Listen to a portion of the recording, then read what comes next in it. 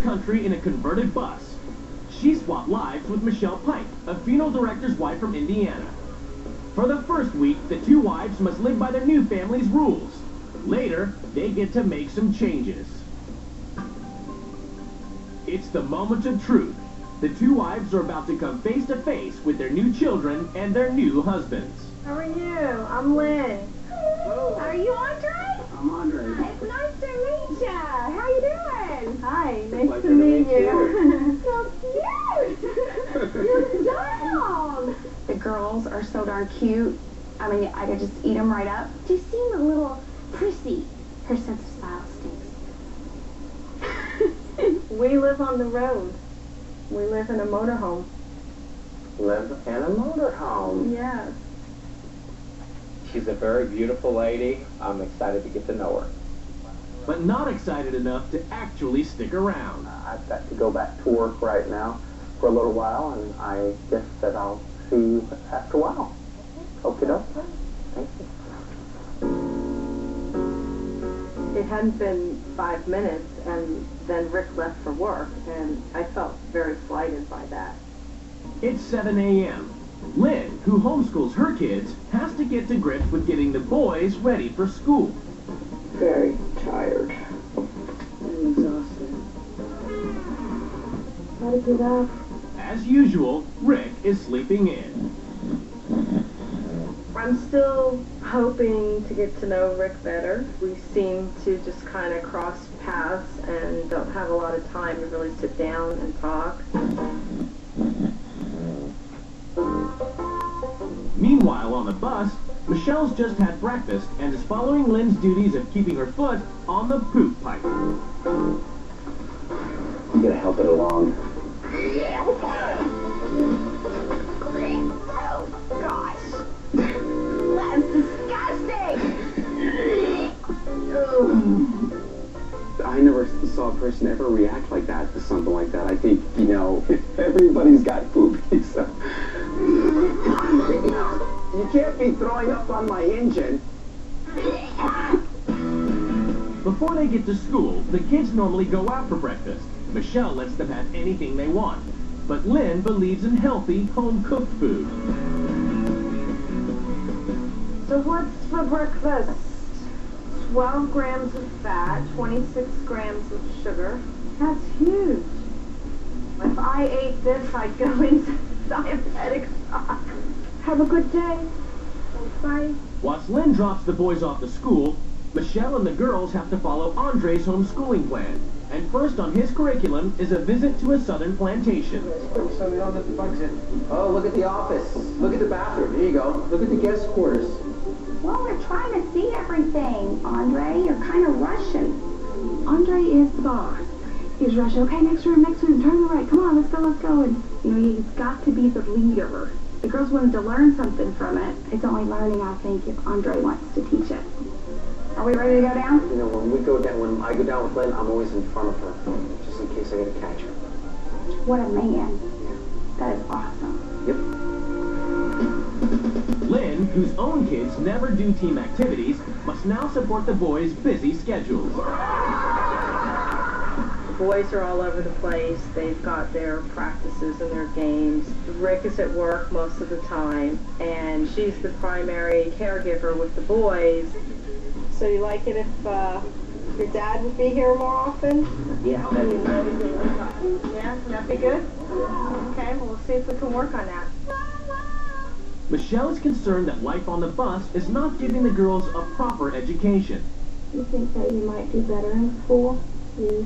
The problem is it's about the kids, with peer pressure and all that stuff, and talking of drugs and everything. I don't want that. So school is there to help you learn how to deal with peer pressure. And what about all the kids that get bullied and pushed around and end up being depressed psychos when they grow up? Stand up for them. Make a difference. Maybe you're the one, and with you not being there, that kid's never going to get any help. In Indiana, Lynn is about to start her new job. But first, Rick guides her through the business. Hi. I'm a little nervous. I think a lot of times the fear of death and the unknown is something that makes people a little eerie. And this is the casket display. I think Rick is a very professional man, and his work is very important to him. You turn it on, but it's 130 degrees right now, and it has to get up to 1,650 degrees in order for you to place the person in there. You know, I guess if a person practices the Christian faith, you know, and you believe the saying, you know, ashes to ashes and dust to dust, you know, I guess really this just speeds up that process, rapid speed. On the road, Michelle has to cater for Andre's every need. Just a sandwich. Just, well, 2 sandwiches. 2 sandwiches. Cut in half each. Cut in half. Right now, it seems to me that Lynn's job is keeping Andre happy, and the girls' jobs are to stay out of their way. Is it cut in half? Yep. Are there 2 sandwiches there? Yep. Does she normally, like, you know, hold it for you so you can take a bite? We could start that procedure. Okay, no way!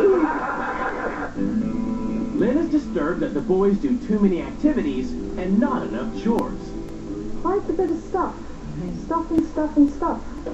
They need to take on some more responsibility, and they make most of the mess, so they need to help clean it up.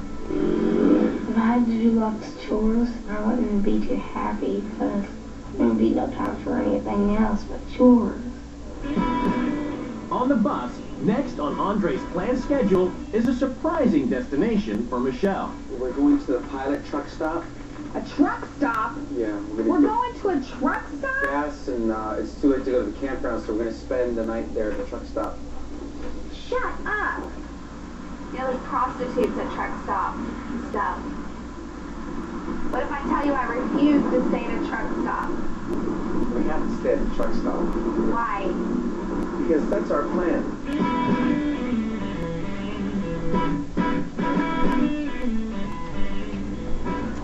It's not up for discussion. We're coming here anyway, no matter what. Okay, this was just part of the plan. So, but yeah, she's beginning to get to me. He's so worried about the environment his kids are in, he takes them out of school because there's talk of some kids doing drugs, and then he brings his 2 little girls to a truck stop. That is messed up. Lynn, who would usually spend every night in with just the family, has to host Michelle's weekly social event. But Rick, as usual, is still at work. I would like him to say that he could say it's 6 o'clock now and he could come home. I wish he would do that. Rick finally returns home at 1 o'clock in the morning, but Lynn has waited up for him. Bradley and Hunter have told me on several occasions that they would like to spend more time with you. I can tell you what my priorities are, and I know my family is my priority, but you know. But you show it in a way of providing for them. Yeah, actions speak louder than words.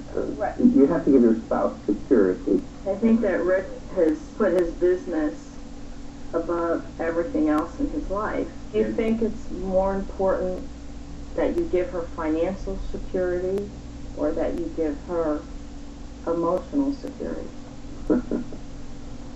I understand what you're saying. In your head, you believe that your priority is your family, and maybe that is true of what you think, but I don't think that you are expressing that in your actions.